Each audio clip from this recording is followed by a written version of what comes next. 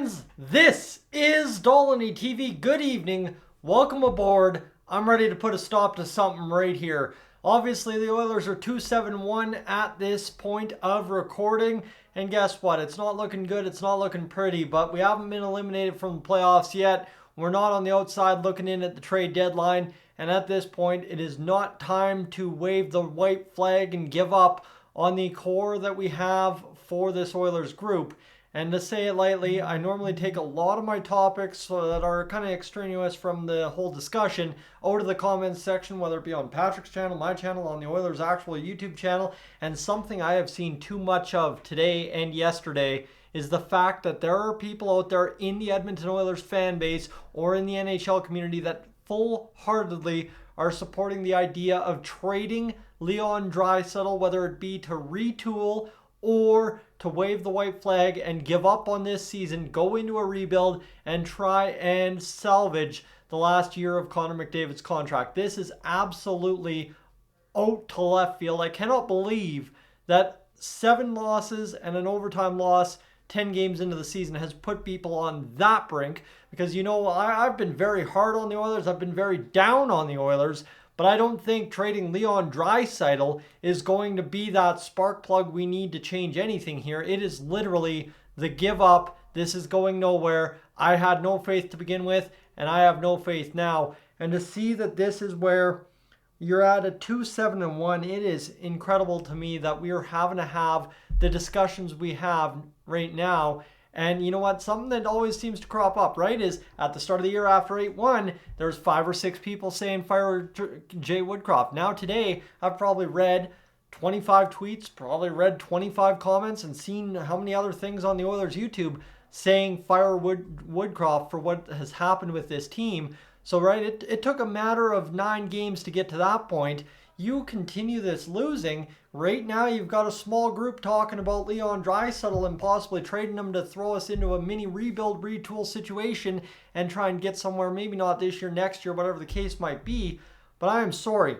If you are going to go somewhere, I will put this on Patrick here from the Oilers Fanatic. It was kind of one of these ideas is if you're going to tank this season, just tank it, right? Fake some injuries. Say the guys just were never going to get it together because Connor was broken from the start. His wrist was broken in the playoffs on that chop from Pietrangelo. Say that, I don't know, Jack Campbell had a core muscle injury. Say whatever you want to kind of get the excuses out there to explain a crappy season.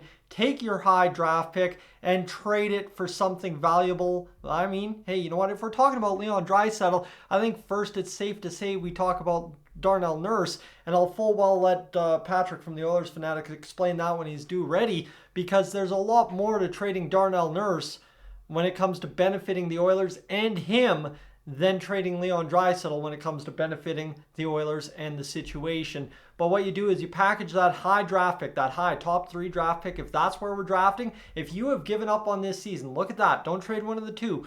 Trade the high draft pick, trade Darnell Nurse, and go out and get somebody that is a number 1. I mean, with a high draft pick, couple other pieces thrown in there, and Darnell Nurse, you got to be kidding me if you can't go out there and get one of the top 5 defensemen in the NHL. It might end up being a Chris Pronger situation, but again, would you not take another one shot at the cup than anything? That was supposed to be this year. I still believe there is a good chance there it is this year. All you have to do, and the St. Louis Blues proved it in 2019, is get into the dance. So I expect if the Oilers can get into the dance, we can make some noise if we have a good back half of the season. But at this point, we're 10 games in, and we're talking about trading Leon Draisaitl, and you guys thought I was off the edge, and I'm sitting here saying I don't know if that's where we are at 5 games from now, and that I actually have to have a serious conversation with you.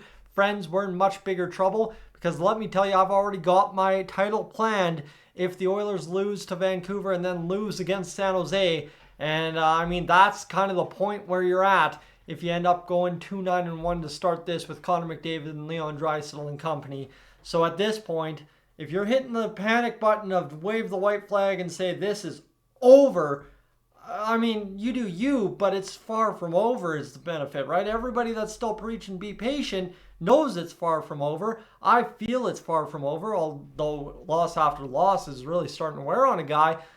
But I don't know how I can be so far gone, considerably speaking, and there can be people even further gone saying to trade one of Leon and Connor or possibly both to sit here and change what's happening. Because at the end of the day, guys, who are you going to find out there in La La Land of the NHL that are going to give the Oilers any better chance at winning the Cup? Even if our chance right now is only 5%, you ain't finding nobody out there that's going to give you a better than a 5% chance than Leon and Connor.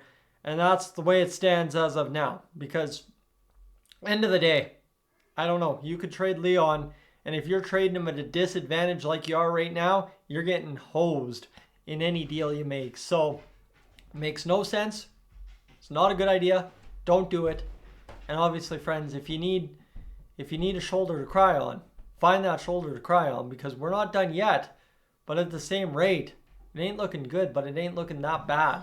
So, friends, I'm Tyson. This is Stolony TV. I am up on out of here. Take the night off from the Oilers after watching this. Go out. If you have a hot tub, sit in the hot tub. If you have a community pool down the street, go sit in the hot tub there. Do something to just de-stress, because this got us all wound up on another weekend where we should have had something good go our way. And now, oh, by the way, we got the Canucks tomorrow. I'm up on out of here.